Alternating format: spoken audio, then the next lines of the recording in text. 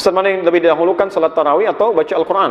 Boleh tidak selebih salat Isya kita baca Quran, tapi tidak mengerjakan salat tarawih? Syukran. Taib.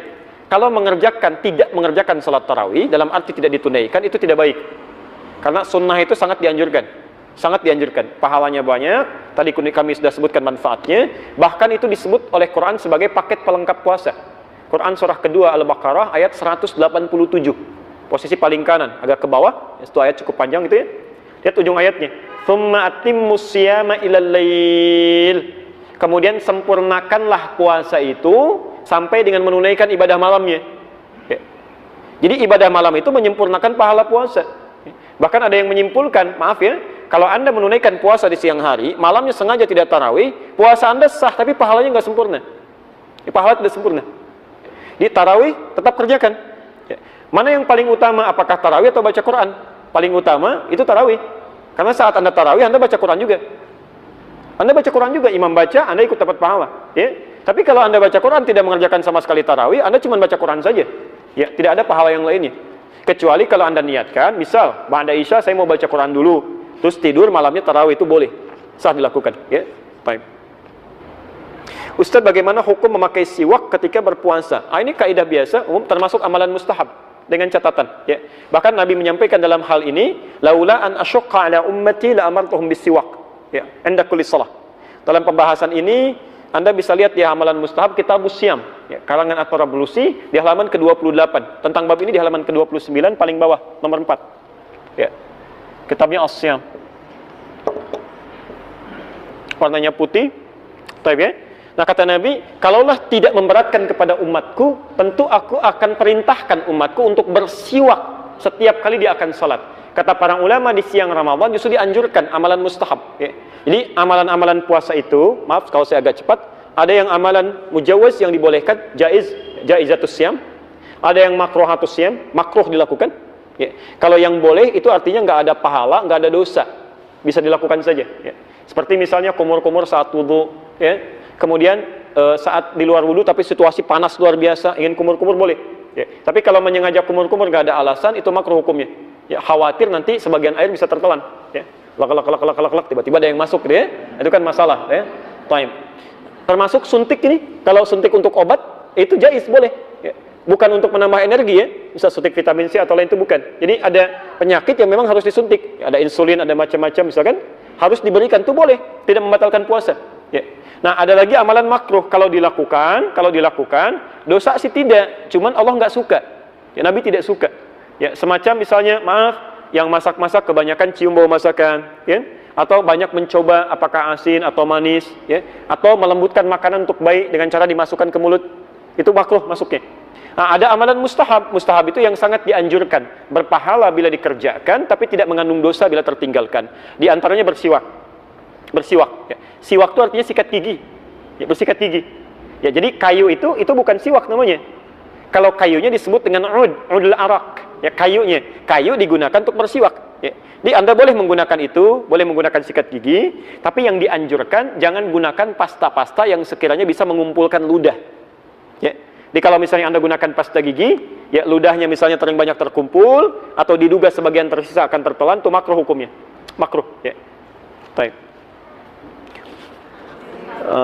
Baik. Ustaz, saya pernah mendengar kalau kita sesama manusia meminta maaf hanya ketika melakukan kesalahan saja, mohon ampunan, minta maaf, hakikatnya hanya kepada Allah. Ya.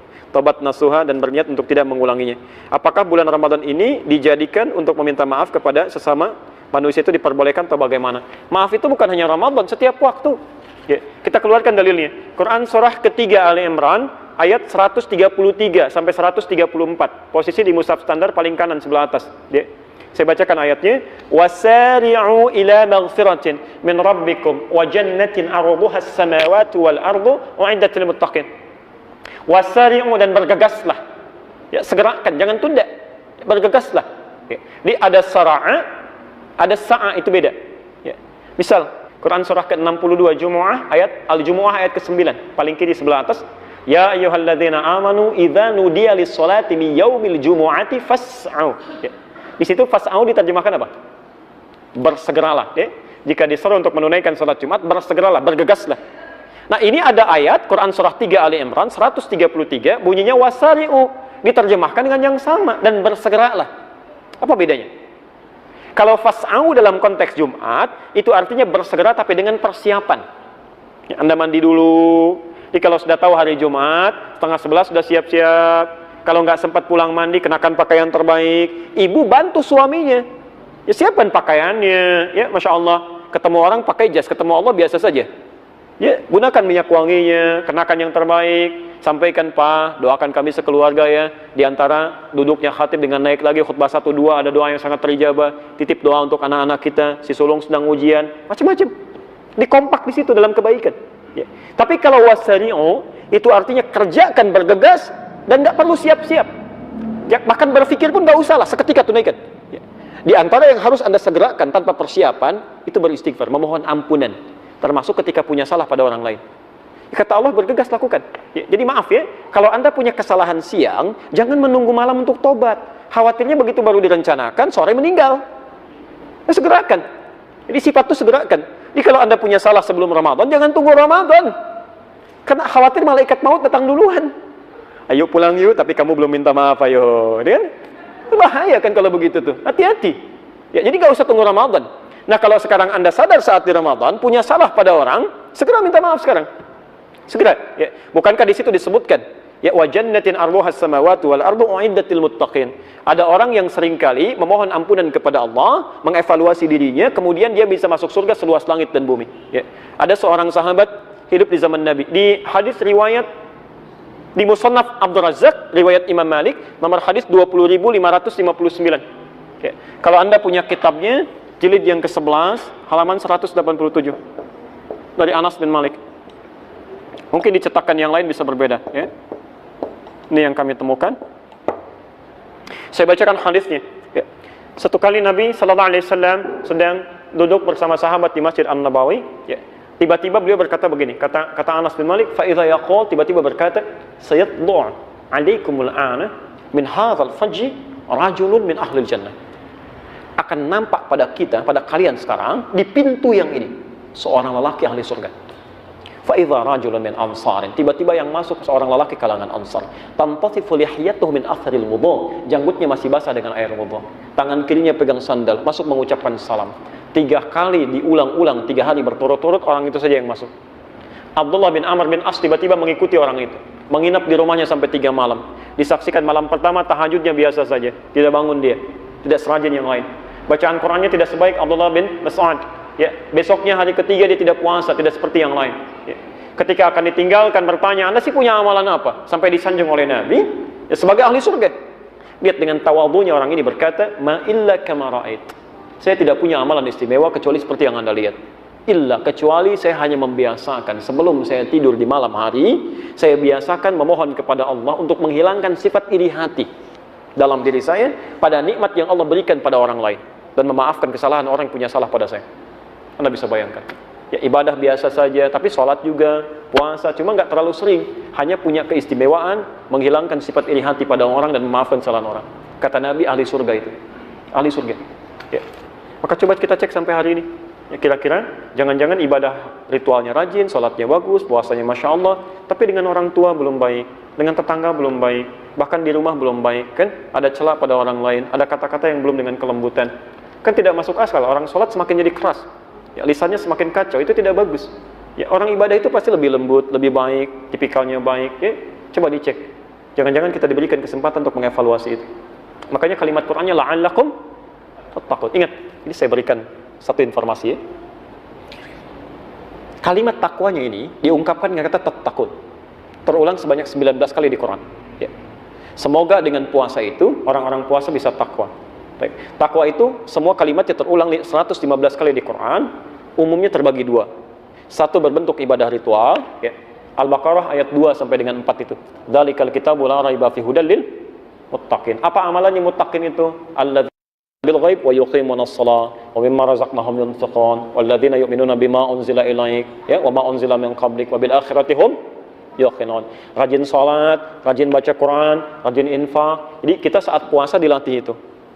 Taib. Yang kedua, takwa kedua itu bentuknya itu hubungan muamalah, hubungan sosial, hablum minan nas. Tadi yang saya jabarkan di Ali Imran 133 sampai 134. Ini dua yang dilatih. Makanya saat kita puasa, kita diminta oleh Allah melalui hadis qudsi di lisan Nabi, yatruku ta'amahu wa syahwatahu. Kata Nabi, fala yarfuth wa la yajhal. Jangan mencela orang, jangan berkata kotor, tahan nafsu, jangan diprovokasi, gitu kan? Tahan ini. Nah, yang paling menarik, siapa yang berhasil puasanya? Kata Quran, tattaqun. Tattaqun itu bentuk fi'il mudhari. Kalau dalam bahasa Inggris punya 3 makna. Ya, present, continuous, dan future. Di present, ketika dia puasa, ya, ada orang yang rajin puasa, rajin sholat, rajin baca Quran, rajin infak, rajin ngasih orang bukaan, takjil, yang rajin ngasih sedekah macam-macam saat puasa. Tapi apakah berhasil puasanya? Belum tentu. Belum tentu. Allah ingin melihat, continuous gak? Continue gak? Besoknya bagaimana? Jangan-jangan malam pertama penuh, selanjutnya mulai turun, mulai turun, mulai turun. Kata orang ada kemajuan, sapnya maju, sapnya maju, sapnya maju. Ya? Arti ada yang tidak sempurna. Baik, tidak sempurna. Termasuk future, setelah Ramadan.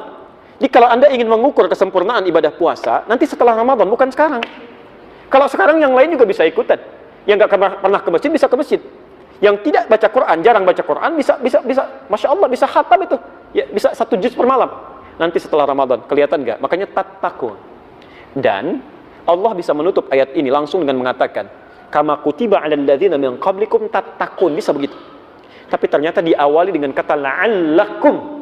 Terulang 68 kali dalam Al-Qur'an. La'allakum itu harfu taraji, huruf yang menunjukkan pada harapan yang bisa diraih hanya dengan kesungguhan. Artinya seakan-akan Allah memberi kesan tidak semua orang puasa bisa takwa, kecuali yang serius, yang sungguh-sungguh. Maka ada tersisa hamparan waktu bagi kita untuk serius, yang meningkatkan ibadah kita di bulan ini. Barangkali ini kesempatan terakhir kita untuk puasa. Kita tidak pernah tahu kapan kita pulang. Katalah maksimalkan. Jangan lupa like, komen, dan subscribe guys, karena subscribe itu gratis.